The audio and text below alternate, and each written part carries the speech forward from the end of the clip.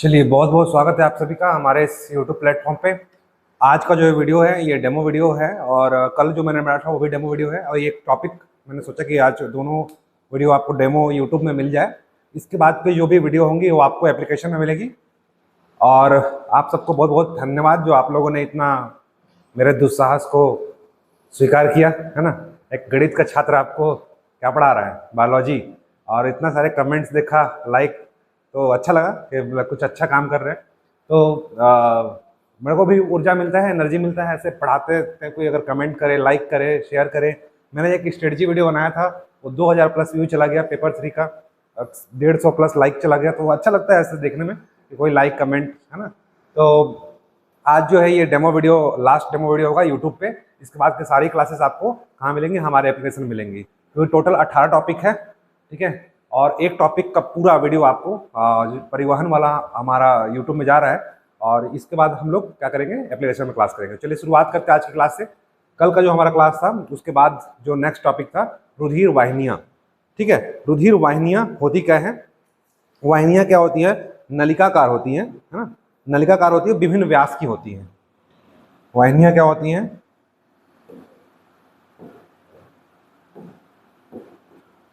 ये वाहिनियाँ नलिकाकार होती हैं, नलिकाकार, विभिन्न व्यास की होती हैं।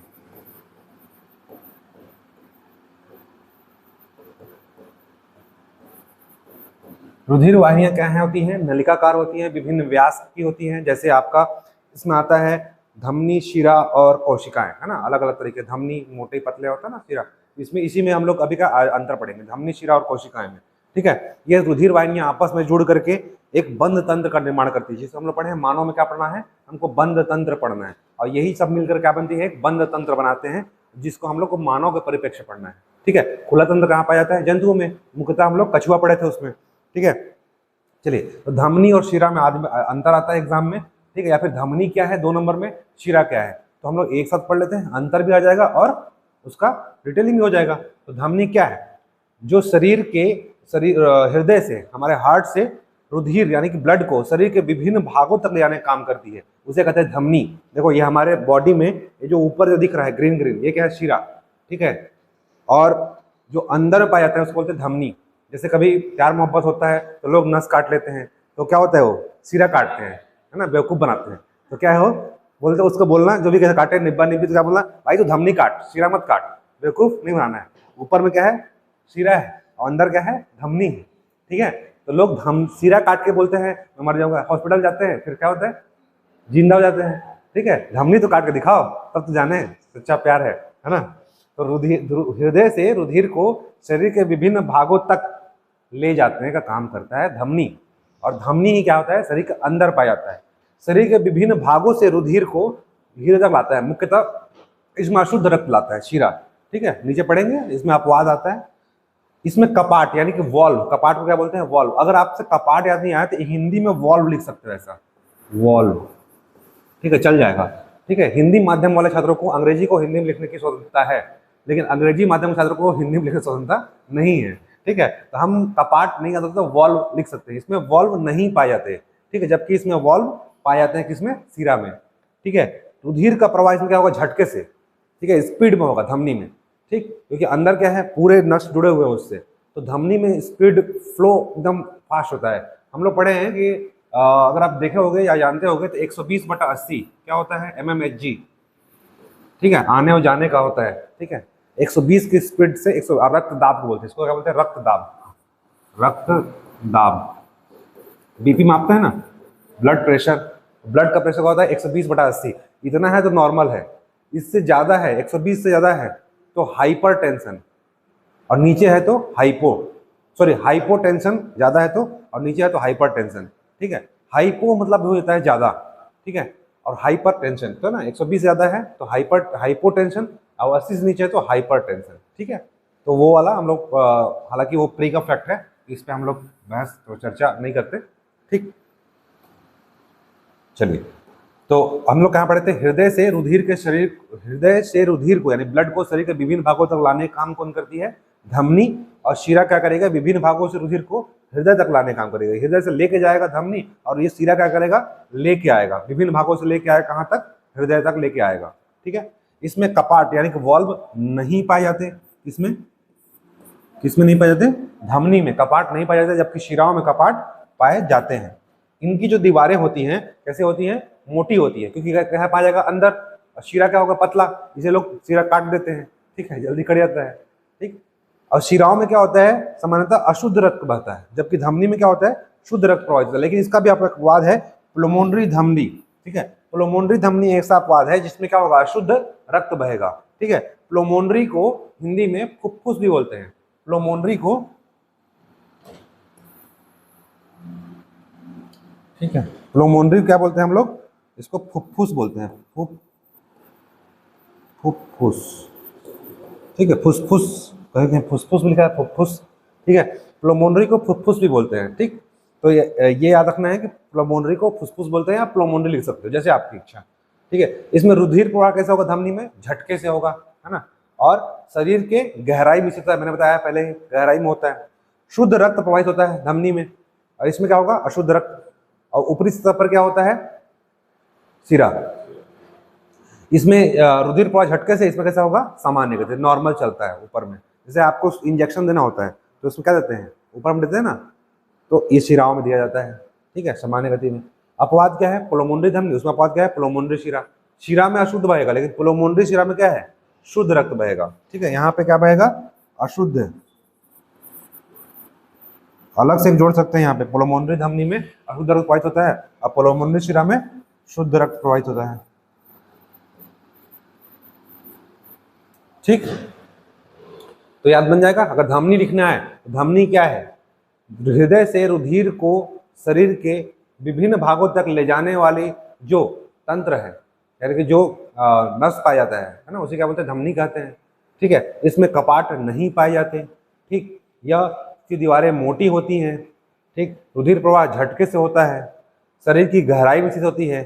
ठीक है, शुद्ध रक्त प्रवाहित होता है। अपवाद क्या है इसके, प्लुमोनरी धमनी। प्लुमोनरी धमनी में क्या होगा, अशुद्ध रक्त होगा। 2 नंबर में आएगा, तो पानी बंद करने बोल रहे हैं। हाँ, ठीक है। शिरा में क्या होगा, शरीर के विभिन्न भागों से रक्त को हृदय के विभिन्न भागों तक लाने का काम करेगा। ठीक है, इसकी दीवारें पतली होती हैं, सामान्य गति से प्रवाहित होंगी, ऊपरी सतह पर पाया जाता है, अशुद्ध रक्त प्रवाहित होता है। अब अपवाद क्या है, प्लुमोनरी शिरा, यहाँ पे क्या होता है, शुद्ध रक्त प्रवाहित होता है। ठीक है, चलिए नेक्स्ट जो है हमारा, ये एग्जाम में आया हुआ है,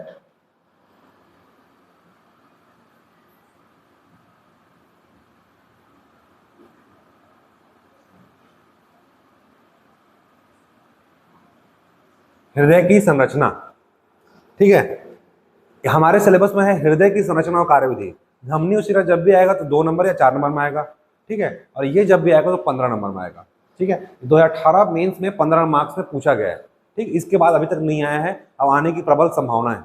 यहाँ से इस चैप्टर से 2 चीज आया हुआ है, एक सीरम जो हम लोग कल पढ़े 2 नंबर में 2023 मेंस में, और एक अभी पढ़ेंगे रक्त का थक्का जमना, वो 4 नंबर में पूछा गया है। ठीक है, इस चैप्टर से 4 हो तो 6 नंबर क्वेश्चन पूछा गया है। बायोलॉजी में क्या होता है, 25 नंबर का तो 25 से 30 नंबर ऐसे होता है, और एक 15 नंबर क्वेश्चन आता है जो कि बड़े में रहता है। ठीक है, तो 25 और 15 40, 75 में 40 नंबर, मतलब अलग रोल रखता है बायोलॉजी अपना। ठीक है, 25 या 75 तीनों का सेक्शन सेम है, लेकिन जो बड़े क्वेश्चन होते हैं, एक क्वेश्चन बायोलॉजी से होता है, और यहाँ पे आपका फिक्स है ना कि फेफड़ा, हृदय, ठीक है, जैसे पीएसएल, हाँ, श्वसन, पाचन, मतलब यहाँ फिक्स है कि एक क्वेश्चन आपको 15 में दिख जाएगा। तो यहाँ से एक बड़ा क्वेश्चन कैरी करना है, और हृदय 18 के बाद आज तक नहीं आया। हमारे सिलेबस का लिखा हुआ है हृदय की संरचना एवं क्रियाविधि। तो आज हम लोग पढ़ेंगे मुख्यतः 15 नंबर का तैयारी करेंगे, हृदय की संरचना और क्रियाविधि। ठीक है, अब देखो हृदय बनाना आसान है। ठीक है, मैं बना के दिखाता हूँ, आप लोग भी बनाइएगा साथ में। ठीक है, ये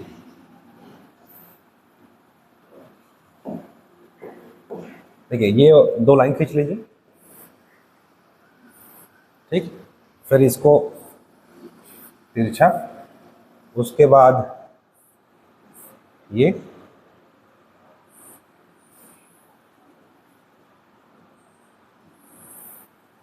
ठीक है, इसके बाद इसको लाना है ऐसे, तो जोड़ दीजिए, उसके बाद बाहर से एक लेयर निकालना है।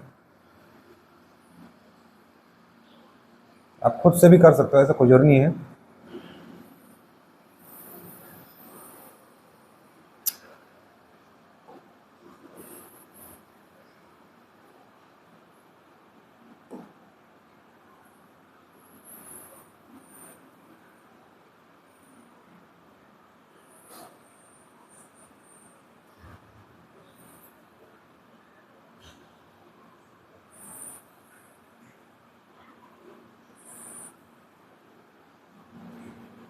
ठीक,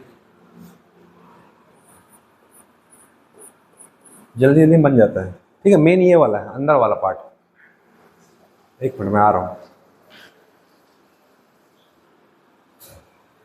ठीक है,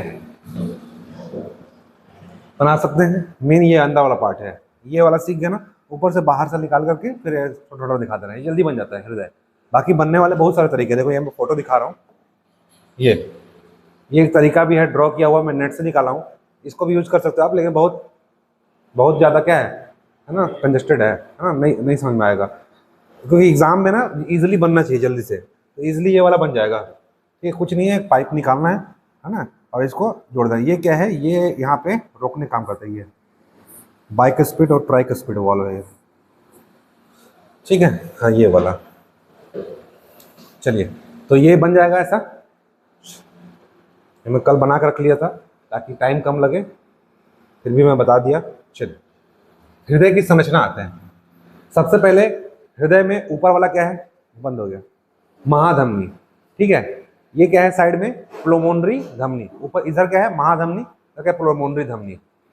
राइट में देखो, मैं ऐसे खड़ा हूँ, ये क्या है मेरा दायां, और ये क्या है बायां।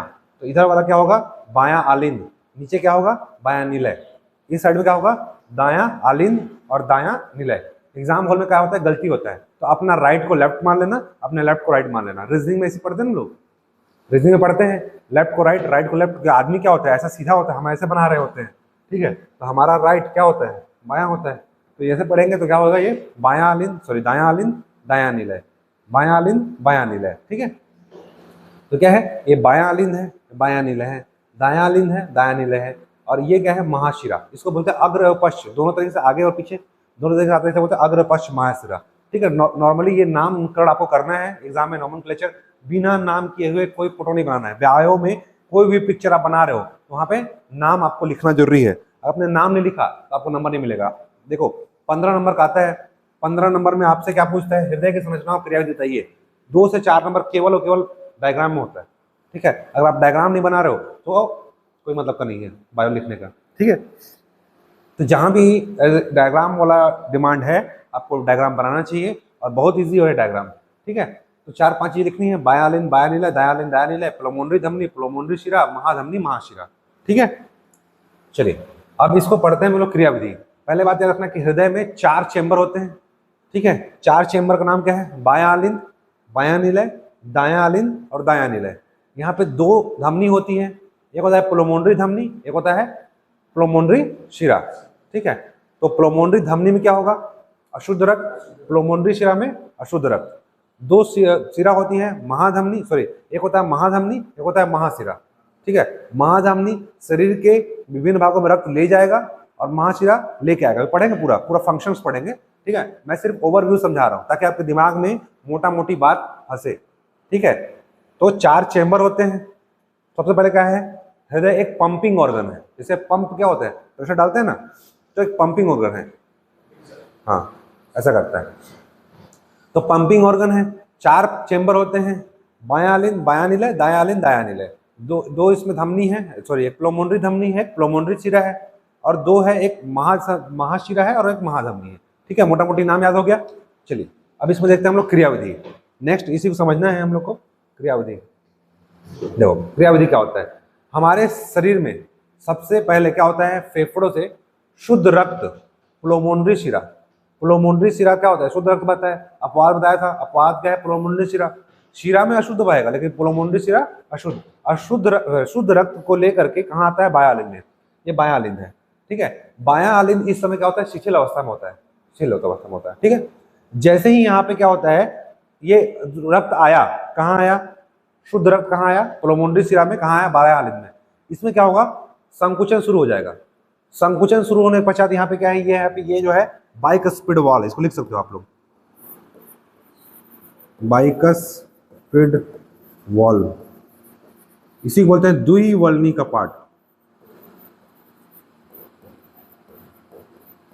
कपाट मतलब वॉल, ठीक है, कपाट पाई जाए। जैसे ये यहाँ पे संकुचन होने लगेगा, बाइकस्पिड वॉल खुल जाएगा, और खुलने के पश्चात यहाँ से खुलने पर ये रक्त कहाँ जाएगा, नीचे, नीचे मतलब बायां निलय में, ये बाइकस्पिड वॉल, इसे क्या बोलते हैं, द्विवल्नी कपाट।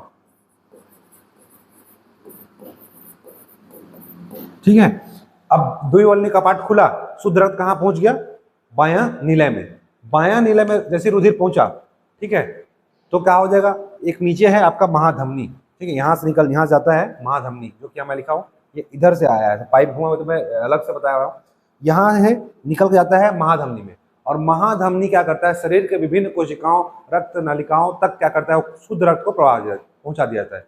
इस प्रकार याद रखना है कि बायां अलिंद और बायां निलय में क्या बात है, शुद्ध रक्त प्रवाहित होता है। ठीक है, एक साइड हम लोग पढ़ लिए, दो चेंबर। पहले चेंबर में हम लोग क्या पढ़े, ऑक्सीजन युक्त रुधिर फेफड़ों से शुद्ध होकर कहाँ आता है, प्लोमोनरी शिरा के द्वारा बायां अलिंद में आता है। बायां अलिंद इस समय क्या होता है, शिथिल अवस्था में होता है। जैसे ही रक्त पहुंचा, वो क्या हो जाएगा, संकुचन स्थापित हो जाएगा। संकुचन स्थापित होने से क्या होगा, संकुचित हो जाएगा, ठीक है, और यहाँ पे संकुचन होने के बाद यहाँ पे एक वॉल्व है जिसका नाम है बाइकस्पिड वॉल्व, या इसे बोलते हैं द्विवल्नी कपाट हिंदी में। ये क्या होता है, खुलता है। खुलने से क्या होगा, रक्त कहाँ पहुंचेगा, बायां निलय में पहुंचेगा। जैसे ही बायां निलय में पहुंचा, वो रक्त क्या होगा, उसके बाद वो महाधमनी के द्वारा शरीर के विभिन्न भागों में पहुंचा दिया जाता है। ठीक है, इस प्रकार शरीर के विभिन्न भागों में शुद्ध रक्त पहुंच जाता है। अब क्या होता है, शरीर के विभिन्न भागों से अशुद्ध रक्त, है ना, कल पढ़े थे HB हीमोग्लोबिन वर्णक, तो क्या करता है, शरीर के विभिन्न भागों से अशुद्ध रक्त महाशिरा द्वारा, जिसको क्या बोलते हैं, अग्र और पश्च महाशिरा द्वारा। इधर है महाशिरा, ठीक है, ये महाशिरा है। तो अग्र एवं पश्च महाशिरा द्वारा क्या करता है, अशुद्ध रक्त लेके आता है। ठीक है, कहाँ लेके आएगा, ये दायां आलिंद में आएगा। दायां आलिंद इस समय क्या होगा, शिथिल अवस्था में होगा। जैसे ही यहाँ पे ब्लड पहुंचा, ये क्या हो जाएगा, संकुचन स्थापित हो जाएगा। यहाँ पे क्या होता है, त्रिवल्नी कपाट, यहाँ पास क्या होगा, त्रिवल्नी कपाट, या इसी को बोलते हैं ट्राइकस्पिड वॉल।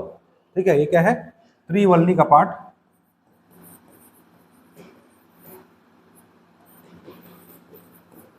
या इसी को बोलते हैं ट्राइकस्पिड वॉल। ठीक है, दोनों में से जो को भी लिख सकते हो। ट्राइकस्पिड वॉल क्या होता है, खुल जाता है। ट्राइकस्पिड वॉल खुलने से क्या होगा, रक्त दायां आलिंद से कहाँ आएगा, दायां निलय में आएगा। दायां निलय में क्या होता है, यहाँ पे एक प्लोमोनरी धमनी पाई जाती है ना, यहाँ पे प्लोमोनरी धमनी नीचे में। प्लोमोनरी धमनी क्या करेगा, अशुद्ध रक्त को लेके फिर कहाँ जाएगा, फेफड़ों में, कहाँ करने के लिए, शुद्धिकरण करने के लिए। अशुद्ध रक्त कहाँ ले जाएगा, फेफड़ों में, और फिर से फेफड़ों में क्या होगा, शुद्ध रक्त प्लोमोनरी शिरा लेके आएगा। इस तरह क्या होगा, इस साइकिल चलते रहता है ना, इसे बोलते हैं परिसंचरण तंत्र। ठीक, तो समझ में आया। शुद्ध रुधिर कहाँ आता है, प्लोमोनरी शिरा से।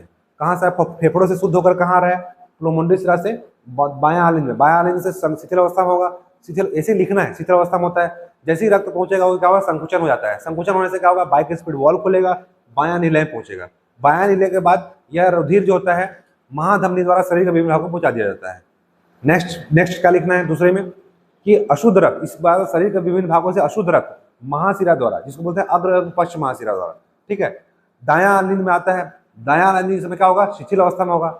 शिथिल अवस्था में होने के पश्चात क्या होता है, यहाँ पे एक वॉल्व होता है, इसका नाम होता है ट्राइकस्पिड वॉल्व या त्रिवल्नी कपाट। ये क्या होता है, खुलता है। त्रिवल्नी कपाट खुलने से क्या होता है, यहाँ पे रक्त कहाँ आता है, दायां निलय में आता है। और दायां निलय में क्या पाया जाता है, एक नीचे प्लोमोनरी धमनी। प्लोमोनरी धमनी उस अशुद्ध रक्त को लेकर फिर कहाँ जाएगा, फेफड़ा में, काय के लिए, शुद्धिकरण करने के लिए। इस प्रकार ये क्या होता है, क्रियाविधि। एग्जाम में है तो संरचना बताना है। देखिए संरचना में ये होता है, मतलब ये लिखना है कि यहाँ पे दायां आलिंद होता है, बायां आलिंद होता है, ठीक है, प्लोमोनरी धमनी होता है, ये होता है, वो होता है, मतलब पूरा नोमेनक्लेचर करना है, पिक्चर बनाना है। ये होता है संरचना, क्या बोलते हैं इसको इंग्लिश में, स्ट्रक्चर को सिर्फ आपको बताना है वहां पे। और क्रियाविधि में पूरा फंक्शन बताना है, जैसे मैं बोला, ठीक है, इसी चीज को देख करके क्या करना है, उसको लिख देना है।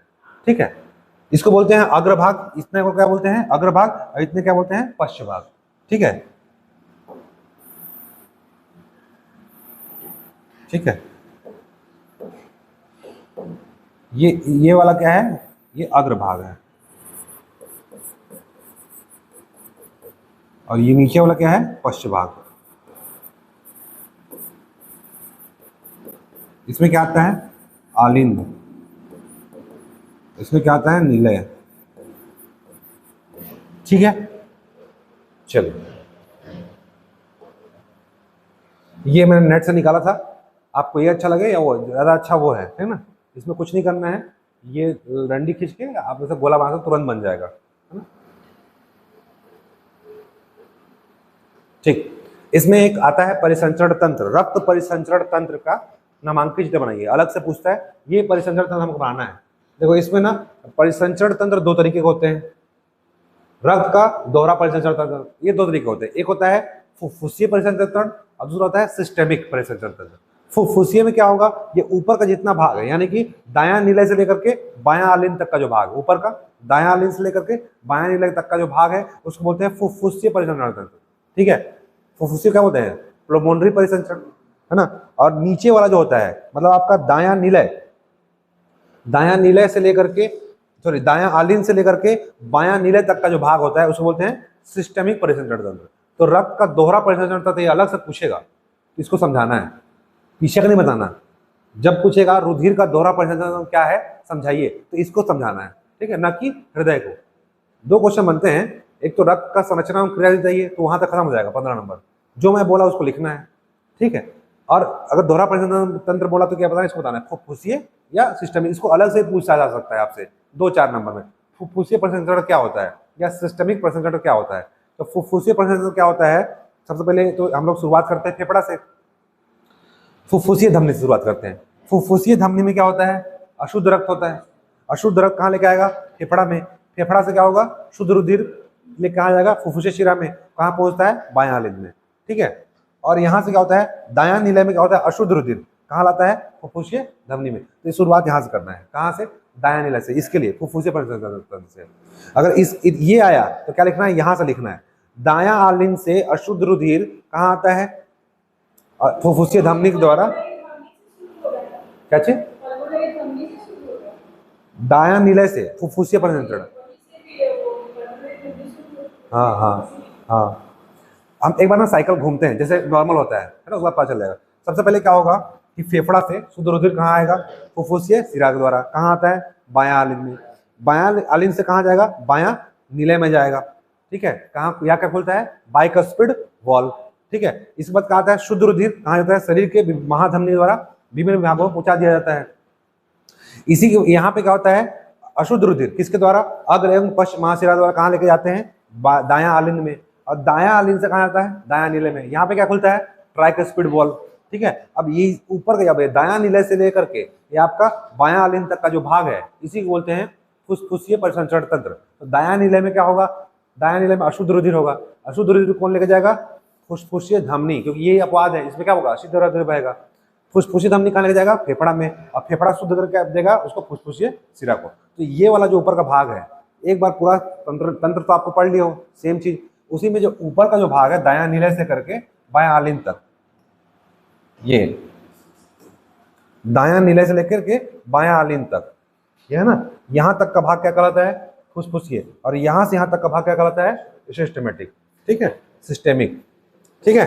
तो एक बार पूरा पढ़ लेना है। और ऊपर से क्या करना है, ऊपर वाला है फुफ्फुसीय, नीचे वाला है सिस्टेमिक परिसंचरण तंत्र। तो ये अगर फुफ्फुसीय आएगा तो दायां आलिंद से शुरू करना है एग्जाम में, ठीक है।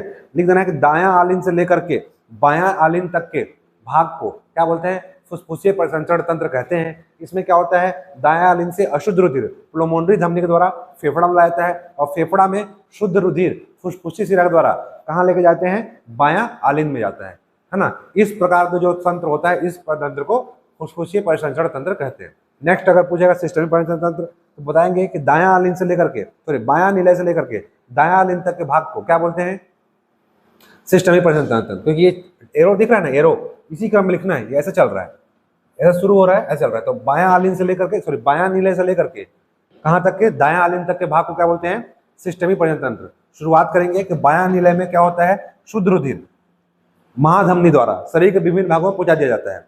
इसके पश्चात शरीर के विभिन्न भागों से अशुद्ध रुधिर अग्र एवं पश्च महाशिरा द्वारा कहाँ लाते हैं, दायां आलिंद में आते हैं। इस प्रकार के जो तंत्र होता है इसे क्या बोलते हैं, सिस्टेमिक परिसंचरण तंत्र। दोनों एक साथ होता है। ठीक है। एकांतर क्रम में क्या होता है, संकुचन और शीतलन होते रहता है, किसमें, आपका हृदय में, ठीक है। एक बार कोई शिथिल अवस्था में होगा फिर दूसरा संकुचित हो जाएगा। जैसे एक बार में आपका अगर ये शिथिल अवस्था में है तो क्या होगा, ये संकुचित अवस्था में होगा। अगर ये संकुचित अवस्था में तो क्या होगा, शिथिल अवस्था में होगा। तो एकांतर क्रम में, ठीक है, 1 by 1 संकुचन और शीतलन की प्रक्रिया चलती रहती है, ठीक है।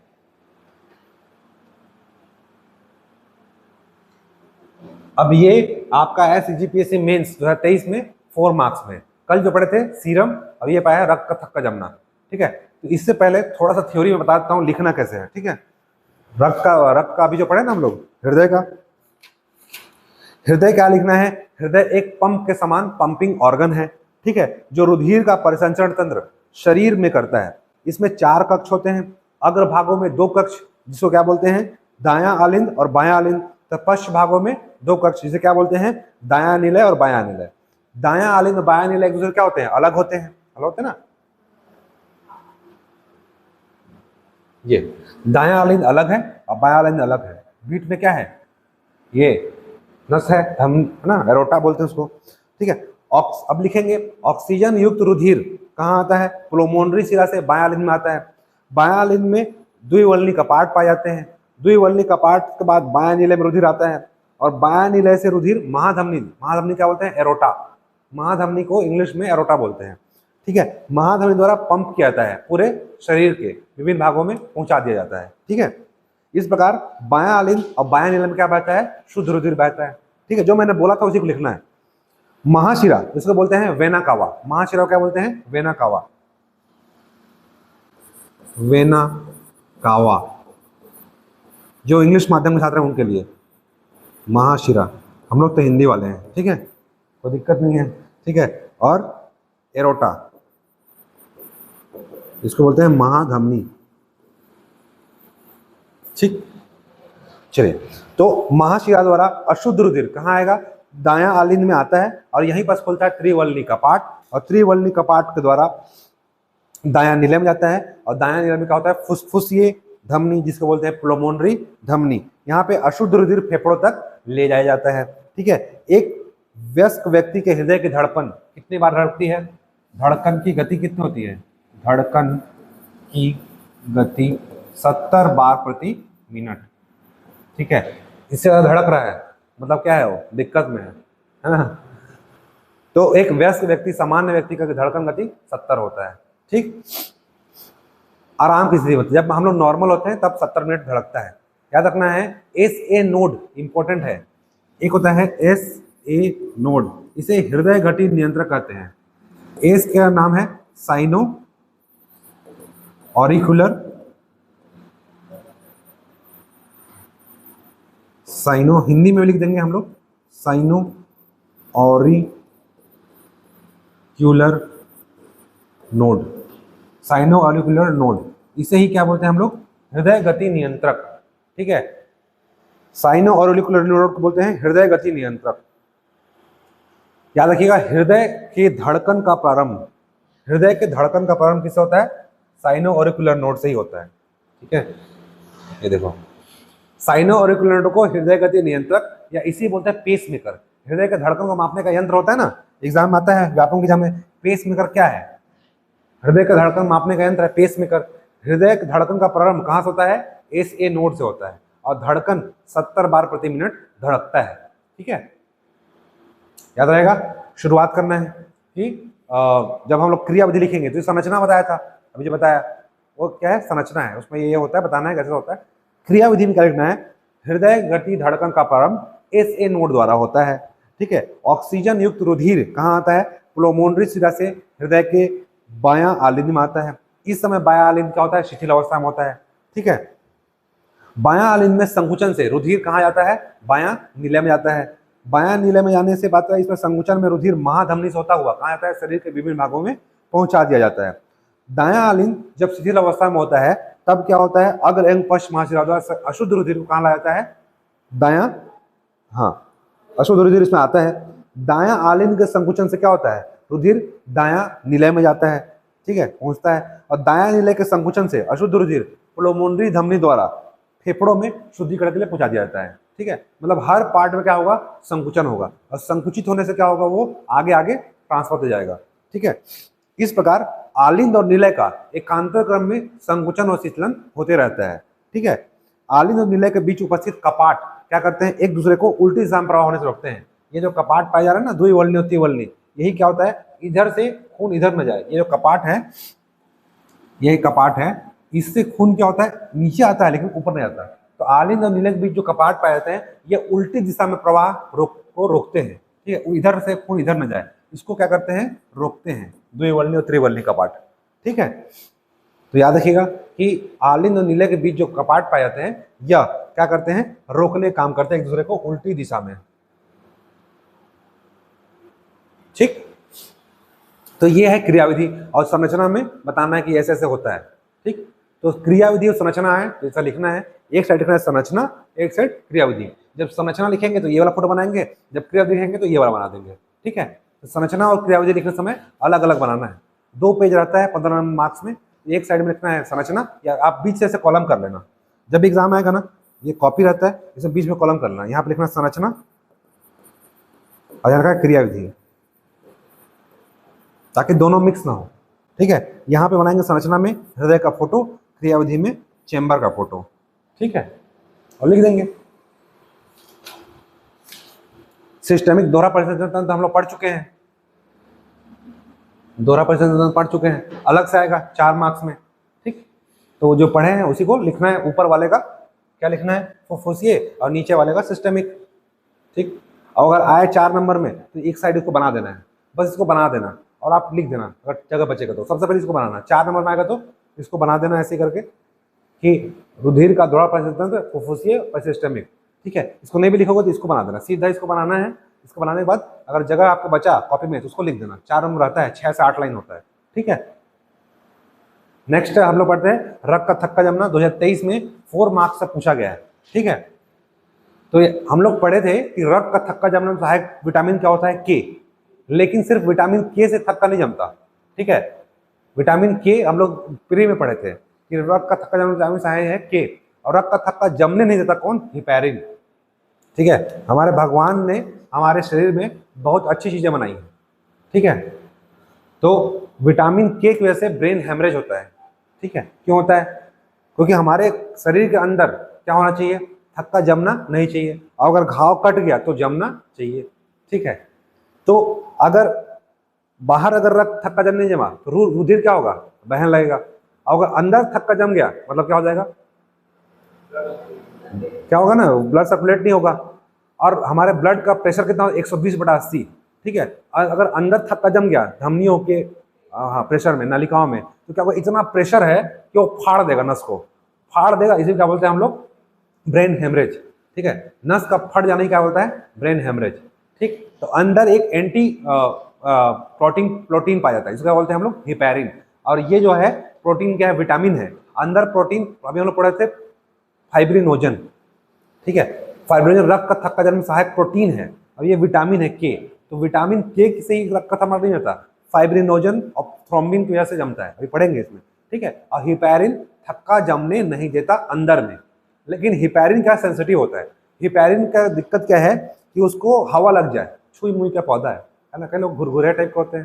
ठीक है, तो उसमें क्या है, वो उसमें अगर हवा चला गया तो क्या हो जाएगा, सूख जाएगा, मतलब कि खत्म हो जाएगा। इसलिए जब भी हम लोग इंजेक्शन देते हैं ना, ऐसे क्या करते हैं, एयर निकालते हैं, ताकि अंदर में जब जाए तो वो हिपैरिन उसमें मरे ना। अगर हिपैरिन मर गया तो क्या होगा, रक्त का थक्का जम जाएगा। तो एंटी क्लॉटिंग प्रोटीन है हिपैरिन। अलग से पूछा हिपैरिन क्या है, इसे पूछ दिया ना, हिपैरिन पूछ देगा, ये रक्त का थक्का जमने में सहायक है, और रक्त का थक्का जमने नहीं देता कौन, हिपैरिन। तो हिपैरिन अलग से पूछ सकता है। तो ये शरीर के अंदर पाया जाता है हिपैरिन, क्योंकि सिलेबस में नहीं बता दे रहा हूँ, शरीर का अंदर थक्का जाता है, एंटी क्लॉटिंग प्रोटीन है ना, बोला जाते हैं इसको। इसकी वजह से क्या होता है, शरीर के अंदर रक्त का थक्का, हाँ ये प्रोटीन है जो थक्का जमने में सहायक है, इसकी वजह से क्या होता है, ब्रेन हेमरेज की जो समस्या होती है वो उसको रोकता है। ठीक है, चलिए पढ़ते हैं हम लोग, रक्त का थक्का जमना है ना, क्लॉटिंग। विटामिन के हम लोग पढ़े थे, रक्त का थक्का जमने में सहायक होता है, लेकिन आज हम लोग पढ़ने वाले प्रोटीन, ये विटामिन है, आप लोग पढ़ने वाले प्रोटीन। सबसे पहले क्या होता है, रुधिर प्लेटलेट्स। देखो रक्ताणु में हम लोग क्या क्या पढ़े थे, आरबीसी, डब्ल्यूबीसी और प्लेटलेट्स। ये तीनों में सबसे मेन काम होता है इसका प्लेटलेट्स का, जिसे क्या बोलते हैं हम लोग, थ्रोम्बोसाइट। ठीक है, प्लेटलेट्स मतलब थ्रोम्बोसाइट। तीनों में कौन काम आएगा आपका, थ्रोम्बोसाइट। थ्रोम्बोसाइट जब वायु के संपर्क में आएगा तो क्या बनाएगा, थ्रोम्बोप्लास्टिन। ठीक है, और ये क्या होता है, मुक्त अवस्था में होता है, याद रहेगा। सबसे तीनों पढ़े थे, आरबीसी, डब्ल्यूबीसी और प्लेटलेट्स। प्लेटलेट्स क्या करेगा, प्लेटलेट का बोलते हैं थ्रोम्बोप्लास्टिन, थ्रोम्बोसाइट। थ्रोम्बोसाइट जब वायु के संपर्क में, जैसे हमारा हाथ कटा, वायु आया, वायु के संपर्क जैसे आया क्या बनाएगा, थ्रोम्बोप्लास्टिन, और ये क्या होता है, मुक्त अवस्था में होता है। ठीक है, प्रोथ्रोम्बिन। अब क्या होता है, थ्रोम्बोप्लास्टिन, थ्रोम्बोप्लास्टिन क्या करेगा, एक कैल्शियम आयन होता है, कैल्शियम आयन साथ मिल जाएगा।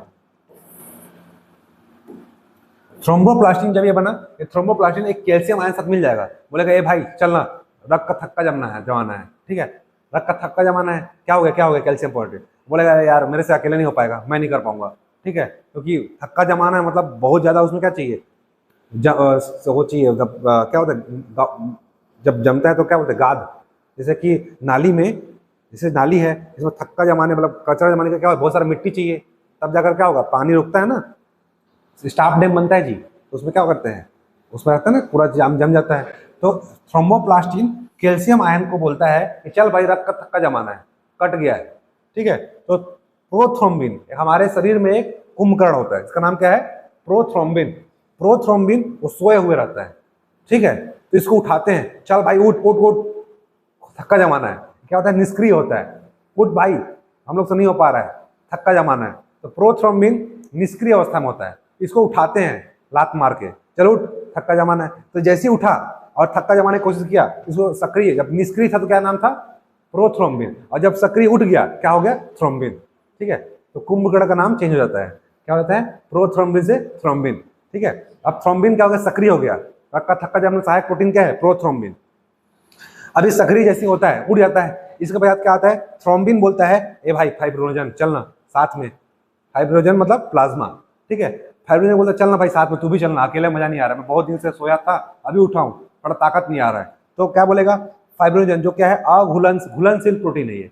ठीक है, घुल जाता है, तो थ्रोम्बिन फाइब्रोजन को साथ लेके जाएगा, तब क्या होगा, जब साथ लेके जाता है, जब ये दोनों मिल जाते हैं, ये क्या है, घुलनशील प्रोटीन, इसमें घुल जाएगा, अब दोनों में क्या आएगा, ताकत, और नाम फिर चेंज हो जाता है। तो जो अपने आप में डिसॉल्व कर लिया, फिर उसका नाम क्या होता है, फाइब्रिन। ठीक है, ये क्या होता है, अघुलनशील पदार्थ होता है। ठीक है, अभी दोनों मिल गए, घुलनशील वाला हो गया, अब मिल गया, नाम चेंज हो गया, फाइब्रिन।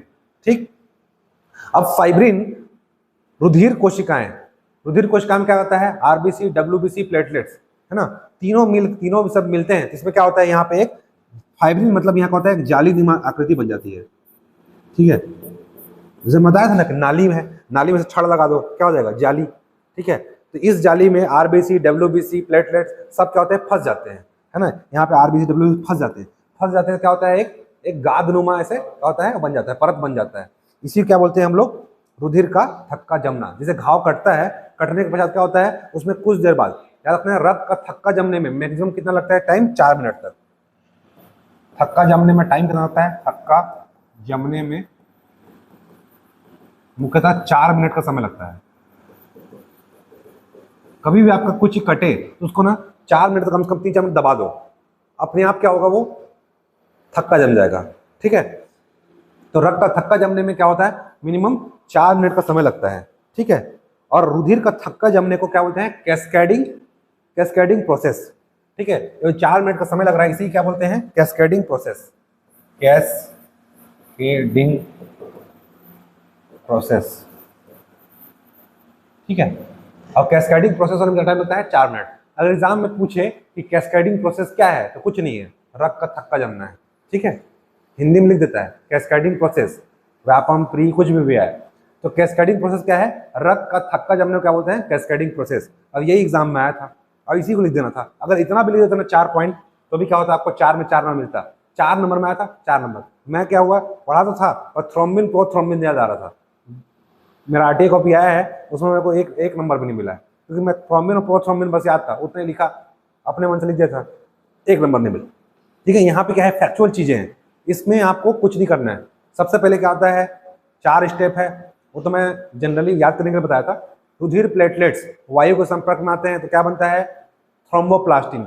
ये क्या होता है, मुक्त अवस्था में होता है। जब ये क्या होता है, कैल्शियम आयन से मिलता है, प्रोथ्रोम्बिन थ्रोम्बोप्लास्टिन कैल्शियम आयन से मिलता है, तब क्या होता है, प्रोथ्रोम्बिन एक निष्क्रिय पदार्थ है, उसको लेकर जाता है साथ में, क्या बनता है, थ्रोम्बिन। ये क्या होता है, सक्रिय अवस्था में होता है। थ्रोम्बिन क्या होगा, फाइब्रिनोजन को, फाइब्रिनोजन जो क्या होता है, रक्त का थक्का जमने में सहायक प्रोटीन है, और ये क्या होता है, इसी को बोलते हैं प्लाज्मा। तो हम लोग कल पढ़े थे, रक्त का थक्का जमने सहायक प्रोटीन फाइब्रिनोजन, थ्रोम्बिन फाइब्रिनोजन में लेकर चलता है, क्योंकि उसको उठे रहता है, ठीक है, बोलता है भाई चलना, अकेले थोड़ा एनर्जी नहीं आ रहा है, तो फाइब्रिनोजन लेके जाएगा। ये क्या है, घुलनशील प्रोटीन, घुल जाएगा, नाम चेंज क्या हो जाएगा, फाइब्रिन, ठीक है, एक दूसरे में घुल जाएंगे, मिल जाएंगे, तो क्या हम नाम चेंज कर लेंगे, फाइब्रिन। और फाइब्रिन क्या है, अघुलनशील पदार्थ है। अब फाइब्रिन क्या करता है, रुधिर कोशिकाएं, इसमें क्या होगा, फाइब्रिन मतलब जाली, जाली में क्या होगा, रुधिर कणिकाएं फंस जाएंगी आरबीसी डब्ल्यू प्लेटलेट्स, तो क्या बन जाएगा, जाली नुमा संरचना बन जाएगा, ठीक है। फाइब्रिन मुख्यतः क्या है, जाली है। इसमें रुधिर कणिकाएं फंस जाएंगी तो क्या बन जाएगा, रक्त का थक्का जम जाएगा, ठीक है। समझ में आया, समझ में आया ना। और यही हमारा आज का टॉपिक था लास्ट, और ये इसी के साथ हमारा ये जो आज का परिवहन जो चैप्टर था वो कंप्लीट हुआ, ठीक है। इसी तरह मिलते हैं नेक्स्ट लेक्चर में नए चैप्टर के साथ, तब तक के लिए बाय बाय, जय हिंद, जय छत्तीसगढ़।